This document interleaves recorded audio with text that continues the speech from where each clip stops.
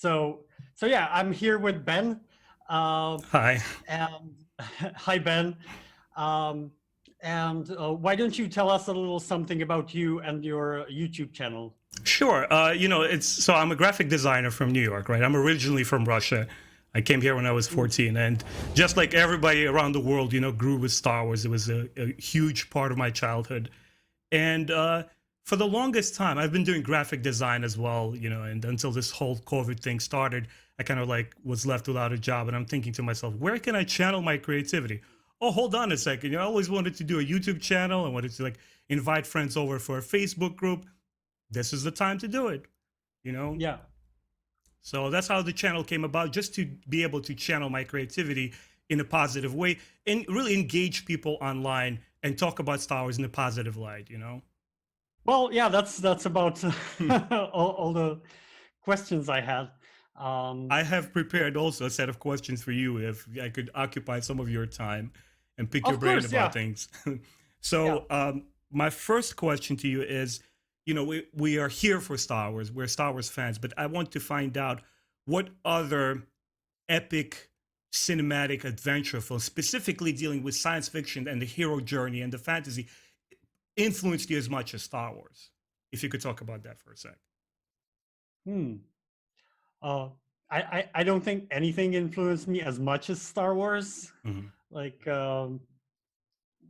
I was actually going to say before that as a kid I was really into Teenage Mutant Ninja Turtles, Same here. and and it ended with me seeing Star Wars. Like from that moment on, I was all about Star Wars, and Turtles were all but forgotten. I mean, I still liked them, Yeah. uh, but that was my like early childhood was those Ninja Turtle Interesting, cartoons. interesting. Because there is Yeah, some correlation. You have one yeah, visual effects spectacle and translating yeah. into Star Wars. It kind of makes a lot of sense. Because for my generation was also Ray Harryhausen's great, Mm, mm, cinematic pieces where like the Jason and the Argonauts and Clash of Titans. And in Russia, I don't know about Czech Republic, but in Russia, mm, most of the kids were very well versed in Greek mythology. It was almost mm. like part of scholarly, Yeah. education, and we knew about this. So it was very easy to look at Star Wars and look at Clash of Titans and find Mm, similarities. Um, Here's one yeah. more for you. Well, Go for it, uh, yeah. Just to continue on your previous question. please. Uh, yeah. To more movies than franchises. Like they are franchises, but they're. Uh, I would have to pick the specific movies from those franchises that really influenced me. Where, of course, Jurassic Park Oh yeah. and Aliens. Oh yeah, Like as a man. kid, I didn't much like the original Alien. Hmm. I got to love that later, but as a Hmm. kid, I loved the James Cameron Aliens Hmm. and Jurassic Park. And I remember seeing this documentary on TV, and I actually recorded it, had it on VHS, watched it over and over again. Hmm.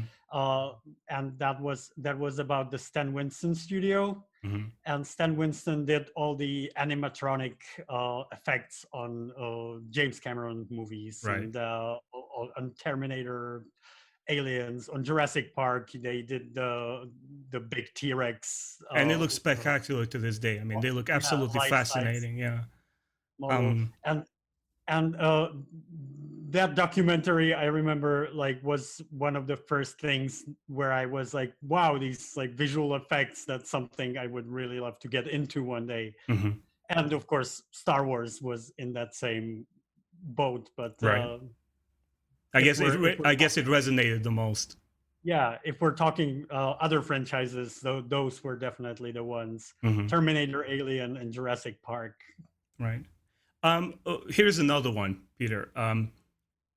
It's again, we're huge. The Star Wars fandom is huge. Everybody has an angle. Everybody brings their own package and emotions and worldview to what we like, to what we don't like, what resonates and what doesn't. Here's a question for you: if you were to pick a single idea or concept or whatever it may be from the prequels and also from the sequels that resonated the most with you, that worked for you, that you looked at and you said, you know what, this is the magic and spirit of Star Wars. what would it be from prequels and then sequels? Hmm. Hmm. Well, from the prequels, I mean, I make it no secret that I'm not a big fan of the prequels, uh, but I actually rewatched them very recently Right. because I found out that my girlfriend said, "Yeah, I have seen Star Wars," and we watched the original trilogy together a long time ago. But it turns out she's only seen the Phantom Menace of the Oh no. prequels Yeah. because like randomly we were watching some YouTube video and there was a bit of a scene from Revenge of the Sith. Mhm. She was like, "I've never seen this. What movie is this?" I was like, "Okay, we're gonna have to watch the prequels." We're gonna have to do So it, right? yeah, so we watched the prequels, and I think like in terms of the quality of the film, uh, Attack of the Clones is by far the worst. Mhm. But in terms of its structure or the original script idea, I think it's possibly the best. Like Mhm. it's a Mhm. bit of a detective story, Mhm. and that's probably like one of my favorite parts is like Obi-Wan investigating the clones When he and goes to all that. Camino, right, and he confronts Yeah, Django. yeah, Yeah, that was an interesting moment for sure. yeah. So that for me is like one of the most interesting parts of the prequels, and it's a bit like film noir kind of thing. I think if handled right, it's kind of a pity that George Lucas wanted to like do it all himself, Agreed. because Yeah.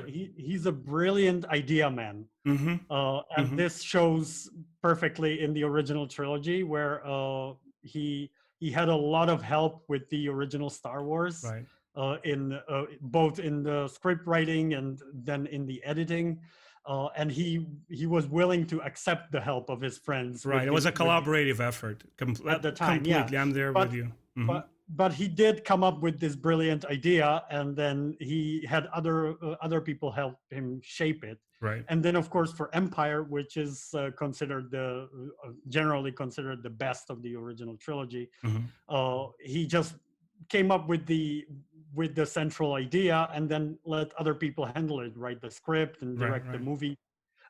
And I think if he did the same thing with the prequels, though they could have actually been great films, Yeah. because the core ideas This are actually very good. It's just the execution that's kind of lacking. you know you're mirroring exactly my thoughts where I discuss with my friends and people on the internet is that there are great ideas buried under this tenacity and this compulsion and infatuation with visual wizardry and CGI effects and putting episode 2 on blue screen, which didn't make any sense at all with those, halos around the actors, which just Yeah, stands out. Even back then, it didn't work and it doesn't yeah, work now. But I yeah. completely agree with you that there are some strokes of genius in terms of ideas, but execution. But what about the sequels now? Is there any Yeah. thing about the sequels that you looked at and you say, this touched my heart in that special, Star Wars way? Um, well, there's a couple of things. What one would be like seeing. I couldn't like tell you a specific moment in the Hmm. movie, but like actually seeing the Force Awakens in the theater, uh, even though I totally knew that it was just a ripoff of the original Star Wars, Yes. but the atmosphere of it and just seeing a good Star Wars film in a theater. I went to see that film like 5 times in the theater, and I had a grand old time watching the Force Awakens. Hmm. And then all the other films that came after, I only went to see once in the theater. Hmm. And actually, the Rise of Skywalker, I Right. only saw in the theater once and then never watched it again until very recently. I realized it was a 1 year anniversary since I saw that film in the theater, Hmm. and I saw that it was on H. We don't have Disney Plus here, Okay. Uh, but I have HBO Go, and they at the time they had all the Star Wars films on Hmm. HBO Go. So I just went and watched the Rise of Skywalker again on HBO Go, and it only solidified my feelings about it. Like Which, yeah, I is probably actually, not a secret. yeah, I actually had a hard time getting through it. Like I was like halfway through, I was just ready to turn it off. I was just Hmm. um but getting back to your original question, the other moment that or concept that Hmm. I actually really enjoyed, and this will probably be a very unpopular opinion, Shoot. uh, is I actually liked what they did with Luke in the Last Jedi. Mm. Maybe like the execution could have been a little different, but the fact that he was like disillusioned, Hmm. uh, wanted to just end the Jedi, I thought that was a great idea.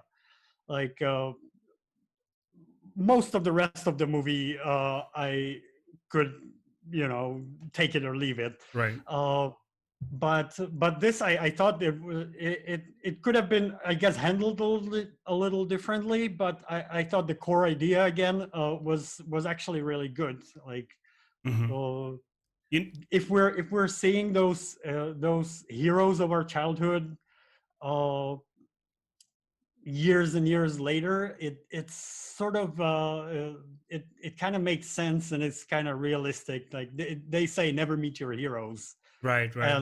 and this sort of sums up why, because then Hmm. you get disappointed. Hmm. And so then I also understand why people were disappointed Hmm. by those films. But to me, that actually was an interesting concept.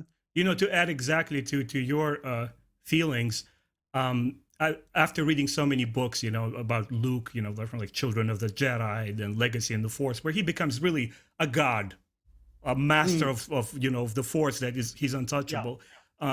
And there's lots of enjoyable moments in the Legends. I love them overwhelmingly, but yeah, I was also completely struck with a different look and feel for Luke, mm, and very humanized version of him. And to yeah, be honest with you, it was also my favorite part. I love everything with Luke in The Last Jedi, because he's very human, he's vulnerable, he's somebody, even in his twilight years, who is able to make mistakes, learn from them, and who he gets his final lesson from, no other than yeah, Yoda. When yeah. that moment with Yoda came out, I almost broke into tears. And I never react to cinema this way. I was like, Mm, mm, this guy, this Ryan Johnson dude, was willing to challenge the fans, challenge the studios and George Lucas, and say, you know what, let me try something different here. yeah, It yeah, will be judged in retrospect later how it connects or doesn't connect with future films, but he tried yeah, something, he made a push. yeah. If you have time, Peter, I have two more questions for you. Sure, yeah, yeah. So here's another one. X-Men series is one of my favorite movie franchises, Hmm. because aside from a few hiccups, I feel it's the most consistent one. And after Mm, 20 or so years of it being on screen, we get Logan, which I believe is the best adaptation of any comic book to film. And it's honestly was a serious dramatic film sold to us, advertised to us as a popcorn action flick. And when you watch it, yeah, it just blew yeah. my mind. So my question is this: do you feel that the future of Star Wars will work better in cinematically in theaters or as television shows? Hmm.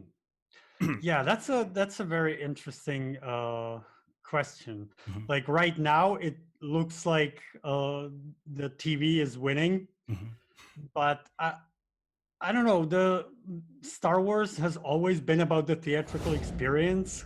mhm, So maybe they could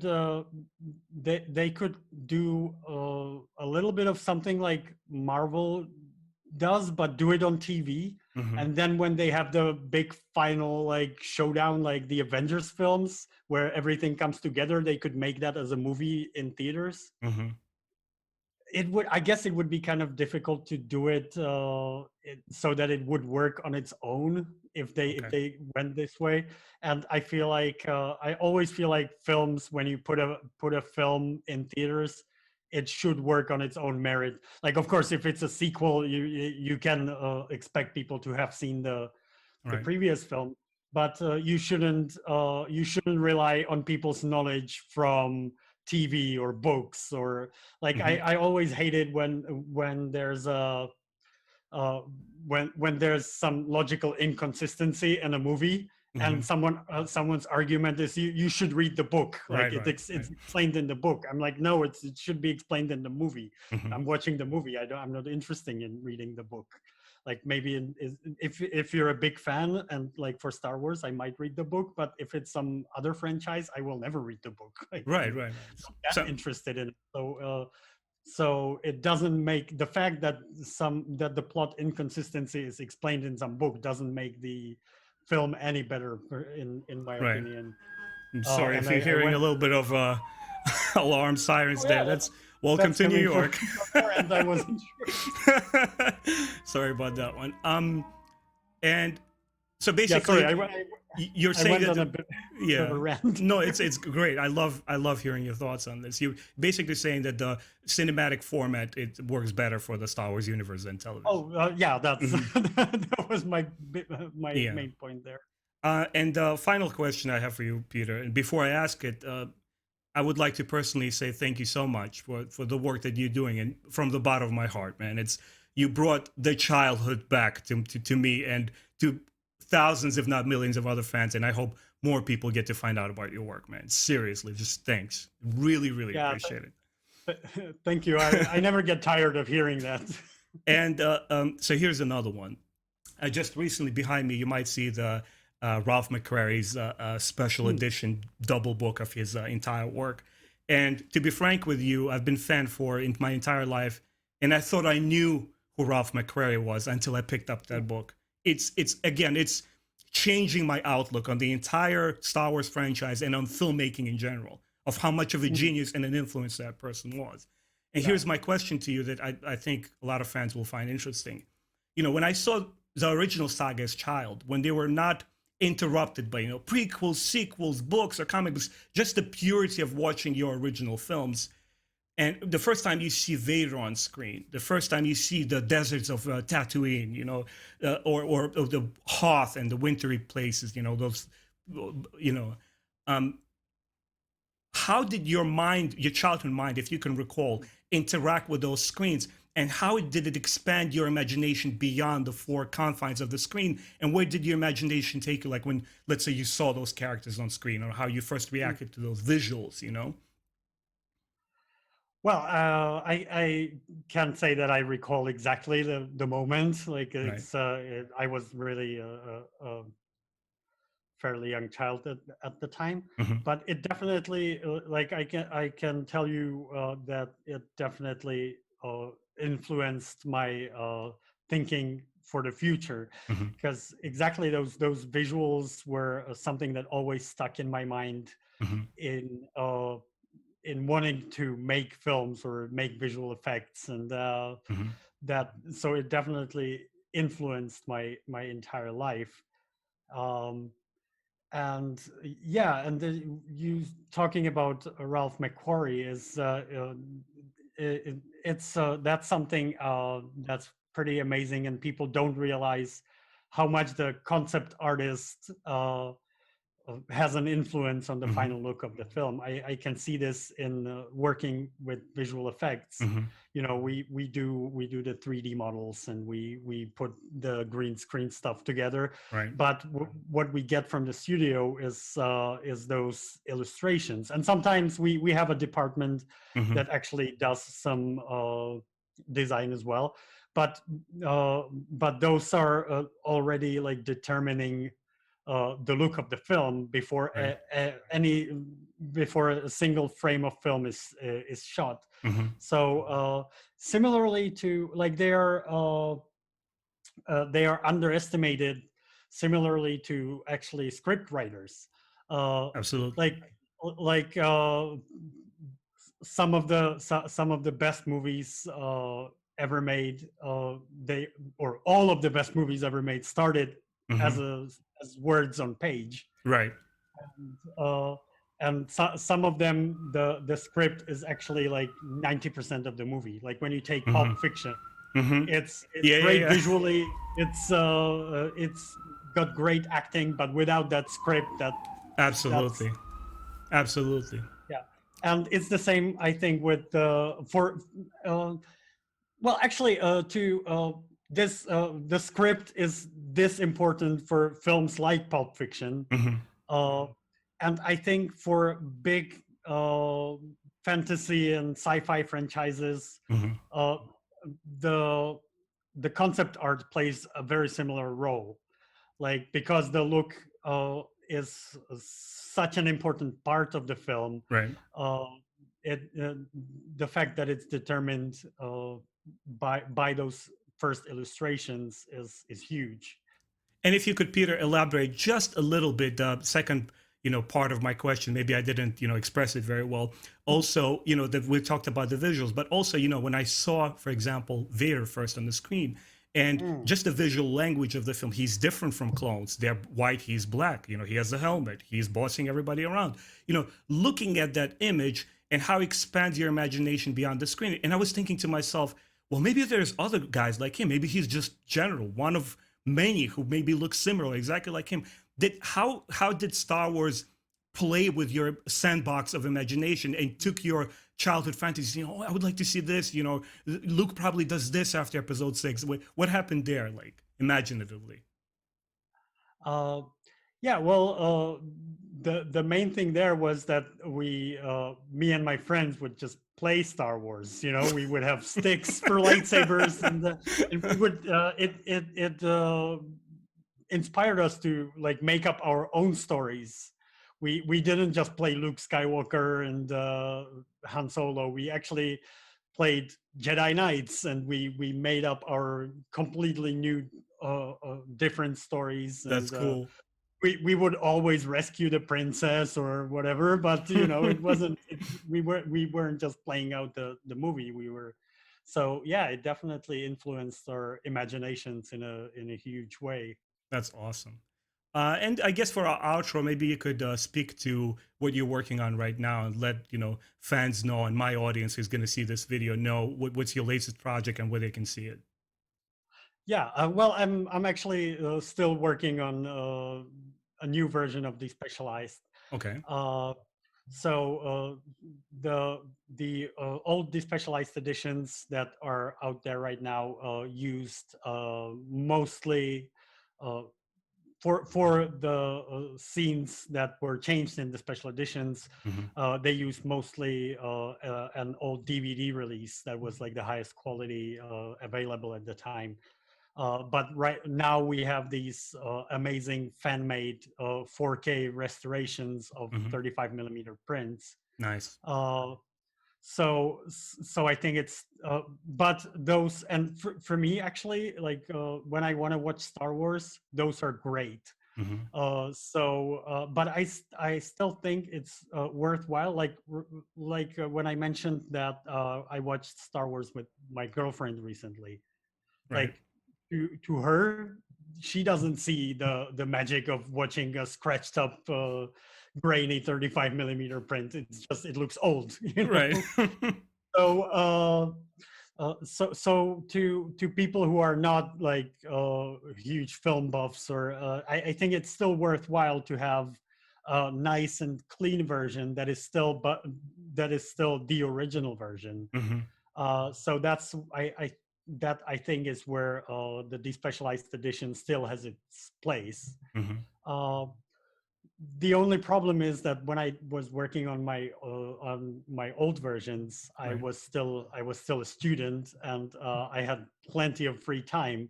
But right now I can only do it in the evenings, and not all the time. Like I come home from work, I don't always want to sit down in front of the computer and start Right. working again. Right. You want to have some social life too. Yeah, yeah. So it's taking quite a long time, but I'm hoping I could release at least one movie this year. Hopefully all Wow. three, but Okay. yeah. So we got some inside scoop even on your work. That's awesome. Yeah. Yeah, and those 35 millimeter sources really make it possible to make it almost seamless, Hmm. like you're watching a proper studio release of the film. Right. Okay, that's cool. So, Peter, thanks so much for taking the time. I hope the folks who see it, your channel, my channel, and more, just the word spreads even more, and people know that the legitimate way to watch Star Wars. It's out there, and it's thanks to you, Peter. Well, thank you. I appreciate you taking the time. I had really, really great time interviewing you. Maybe we can do it some other time as well. Yeah. Okay, great. Thanks. Thanks. Have a good one, Peter. Yeah, because I was sort of thinking maybe make this sort of a series like Eastern Bloc Star Wars, and because I have some other friends Yeah. who are from like Poland, so their experience is similar but not the same. Maybe maybe if I do a few of these, I could find other people in the comments who are from maybe like Yeah. Hungary Yeah. or Yeah. other parts of the Eastern Bloc, because I know that Hungary got some releases, like VHS releases that we didn't get, and so it could be pretty interesting to just and I think mainly to like American and Western audiences, it could actually be pretty interesting to hear about this experience that is totally different than Yeah. theirs. Peter, when I first heard about your work, just back when you started, I don't remember exactly why I heard it about, but I think that's partially what attracted me to your work. It's like, oh, this guy, he's from Eastern Europe. He probably knows, we probably share the same. It was kind of cool, man. You're calling it Eastern Bloc rings so true. It's fantastic. Yeah. It's a really a pleasure meeting you and get to talk to face to face. Yeah, I'm same a here. nobody. I'm just a fan who just starts this Star Wars channel YouTube, and I'm like, Peter Harmy answers to my thing. Like, what? Oh, wow. Of course I want to interview him. Thank you. It's still kind of surprises me sometimes that people sort of see me as this celebrity, or like, and the funny thing is, like in the Czech Republic, uh, like the Star Wars fandom is Mhm. sort of, because it only started really after the 1990s. Mhm. People don't really care that much about the original versions mostly and stuff. So most Czech Star Wars fans have never heard about me. Yeah. So it doesn't happen to me like that people would recognize me on the streets or something. Yeah. And then when occasionally it happens, I'm always like, you're in the headlights, like, yeah, sure. Awesome. That's awesome, man. Well, good luck. I guess when the next version comes out, I'll check it out as well. Thanks, man. It's okay. You're a real voice for Star Wars fans. Cool. All okay, right. Good talking to you. Bye-bye. Same here. Bye, Peter.